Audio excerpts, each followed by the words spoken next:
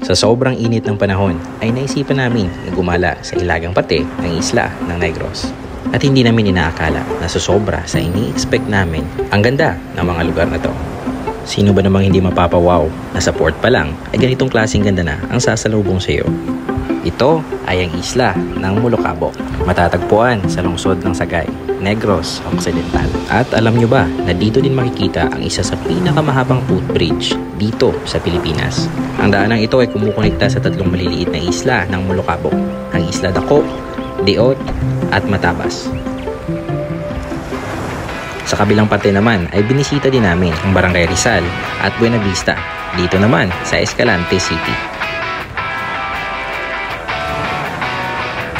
Ito ay ang Rama Rogol Beach ng Rizal at ang Tiba Public Beach naman ng Buena Vista. Parehong matatagpuan sa siyudad ng Escalante, probinsya ng Negros Occidental.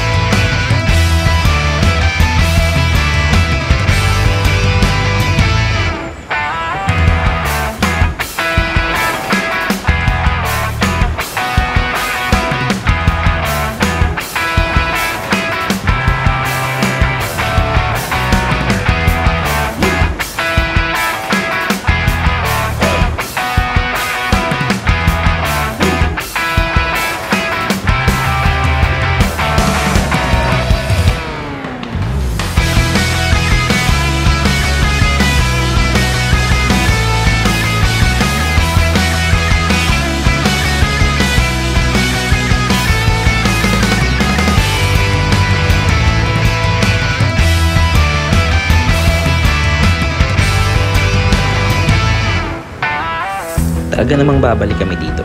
Hindi lang dahil sa lugar, kundi pati na din sa ugali ng mga tao. Mababait ang mga tao dito. At ang saya na experience namin.